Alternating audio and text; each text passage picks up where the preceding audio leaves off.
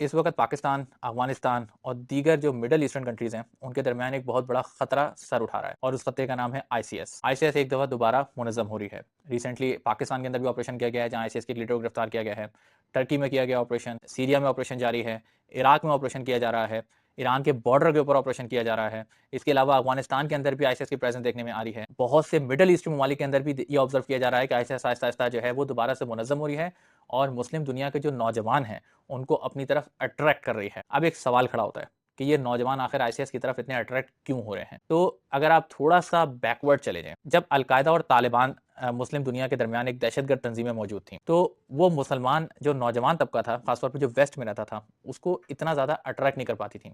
इसका रीज़न ये होता था कि उनका आउटलुक होता था कबायली आउटलुक, एक गाँव देहात का, कि जहाँ एक पढ़ा-लिखा तबका जाते हुए भी सोचा कि नहीं यार, ये तो मतलब लगता है कहीं गाँव देहात के कोई तंज़ीम बनी हुई है। आईसीस का जो आउटलुक है वो टोटली डिफरेंट है। वो एक अर्बन आउटलुक भी देती है कि हम काफ़ी मॉडरेट हैं, हमारे पास जदीद हथियार है, हमारा एक प्रॉपर यूनिफ़ॉर्म है, हम मैन इन ब्लैक हैं, जिससे नौजवान तबका काफ़ी ज़्यादा उसकी तरफ अट्रैक्ट हो जाता है। अब ये एक अजीब-ओ-गरीब ज़हनियत है, लेकिन ऐसा हो रहा है।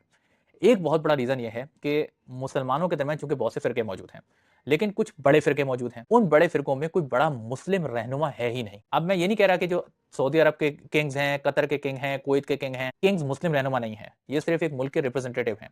मैं मुस्लिम रहनुमा की बात कर रहा हूँ। वो जो कि मुसलमानों के दरमियान इत्तेफ़ाक की एक पहचान होता है। अब ये कोई ऐसा लीडर मौजूद नहीं है।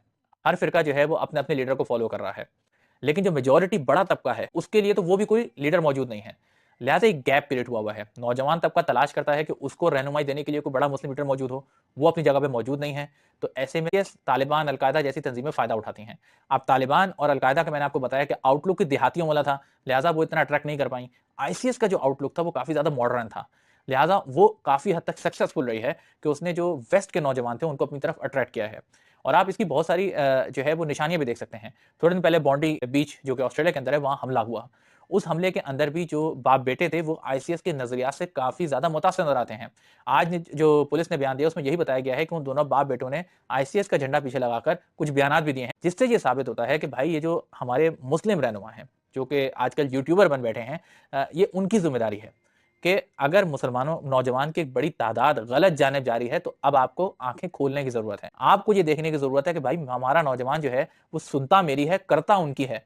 तो ये एक मसला है। जब तक मुसलमानों के दरमियान एक यूनिफाइड लीडरशिप नहीं आएगी, जो नौजवान तबके को उनकी ज़रूरत के मुताबिक उनको सही से गाइड कर सके। ये जो मुतफ़र्रिक़ तबका है ना नौजवानों का, ये आईसिस जैसी तंज़ीमों ही के लिए हमेशा ईंधन का सबब बनेगा। तो भाई ये एक बहुत बड़ा खतरा है, इसको अगर वक़्त पे नहीं देखा गया तो आगे जाके ये बहुत बड़ा मसला भी बन सकता है।